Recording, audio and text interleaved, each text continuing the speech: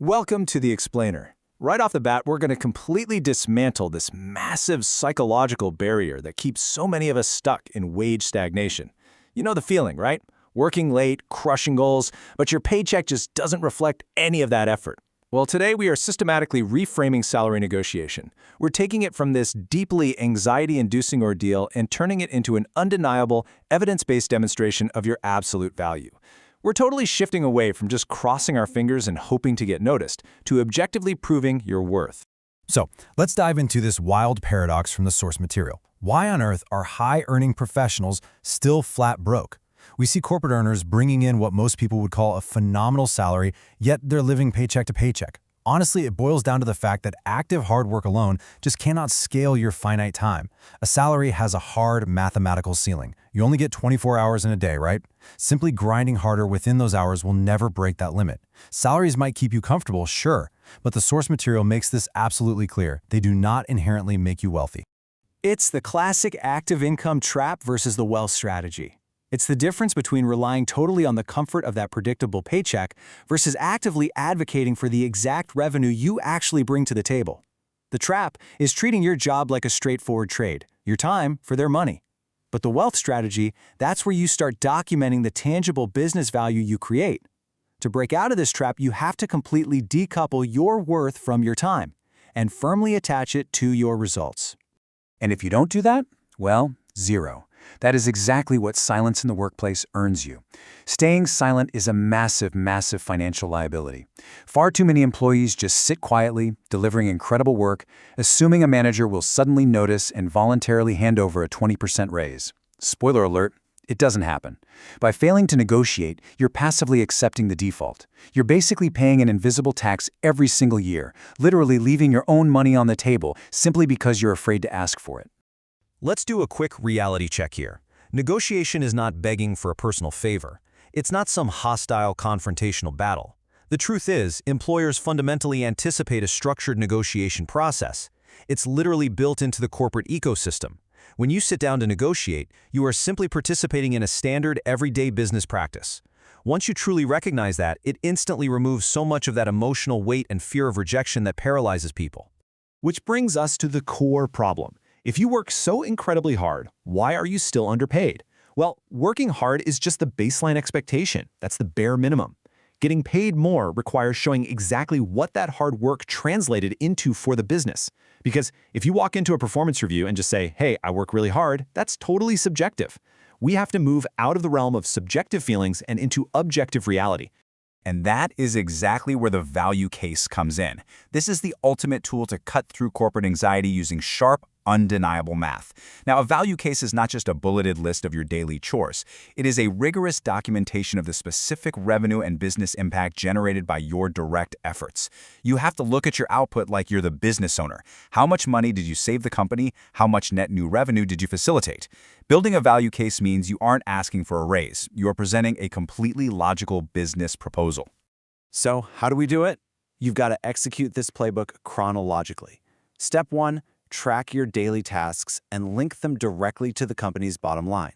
Step 2, quantify that impact. Highlight the exact revenue generated or the specific costs you reduced. And step 3, prove your value objectively on paper.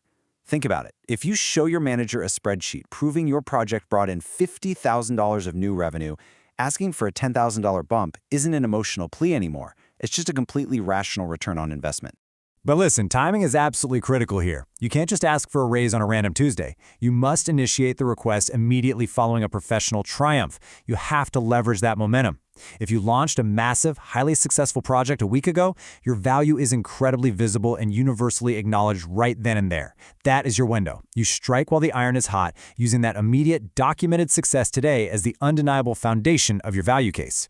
Now, look at the stark contrast between how people usually handle this versus how they really should handle it. The nervous employee uses minimizing language. They apologize, they say, I was hoping to ask. They're basically asking for permission to be valued. But the confident professional, they rely entirely on the math. They state the revenue generated and they clearly state their corresponding market value. Boom. No ambiguity and absolutely no apologies. You have to train yourself to completely drop words like sorry, hoping, or need. Honestly, you don't need a raise to pay your rent. You command a higher salary because of the ROI you deliver. Period. Confidence signals high personal value, and high value drives higher income. When you present your documented value case with absolute conviction, it totally flips the psychological dynamic in the room. You're no longer a subordinate asking for a handout, you're an equal discussing a mutually beneficial business arrangement. The big takeaway here, never, ever wait around hoping for a raise just based on your tenure. Just keeping a chair warm for 3 years does not inherently entitle you to more money. Producing higher value does. So the action item is crystal clear. Start preparing your value case right now, today. Audit your recent projects, dig up the actual numbers, and build your argument. Okay, so let's say you do it. You execute the value case perfectly, you negotiate with incredible confidence, and you score that 20% raise.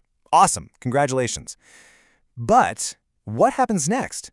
We have to make sure that your newly acquired active income doesn't just immediately evaporate. Because, as the source material points out, earning more money often ironically leads to keeping the exact same amount of wealth. The sources give a huge warning here. Higher earners rarely feel rich because of a psychological trap called lifestyle inflation, or lifestyle creep. This is that really dangerous cycle where expanding your income immediately triggers expanding your expenses. You get a raise, so naturally you lease a slightly better car, maybe upgrade to a larger apartment, buy nicer clothes. You feel like you're winning, but you're actually quietly sabotaging your long-term success by instantly converting your new financial surplus into new liabilities. This dynamic is literally the ultimate separator of wealth. The average earner's expenses perfectly inflate to match their new high salary, which leaves them just as broke as they were before. They just have nicer stuff. But the wealthy, they avoid this trap entirely by keeping their lifestyle expenses completely flat when they secure a raise. That gap, that surplus between the old expenses and the new income, is captured completely and pushed straight into investments. So, once you win your value case, you must immediately execute these 3 steps. Number 1, you secured the raise. Awesome. Number 2, you intentionally delay upgrading your standard of living. You live exactly as you did the month before you got the raise. And number 3, you automate the difference directly into investments. Let that money compound silently in the background. That gap between your new income and your flat expenses, that is where massive wealth is actually created. The real secret weapon here is automation. Deploying your new wealth into automated systems totally removes the need for unreliable human willpower. I mean, if you just leave that extra money sitting in your checking account, you're going to find a reason to spend it on a stressful day. Motivation and discipline will fail you eventually. But by automatically sweeping that raise into index funds or other compounding assets the very second your paycheck hits, you protect your future self from your current impulses. Invest first, upgrade later. Wow, okay, we have covered a tremendous amount of ground today. We've shifted from the passive acceptance of a stagnant salary straight into taking aggressive, documented control of your true market value. Stop accepting wage stagnation as your default setting. The next time you have a major professional triumph, leverage it. Build your value case, state your worth with absolute clarity, and when you win, and you will, automate that surplus. So here's the question you need to answer. Will you let another year go by paying the massive financial cost of silence, or will you start building your value case today?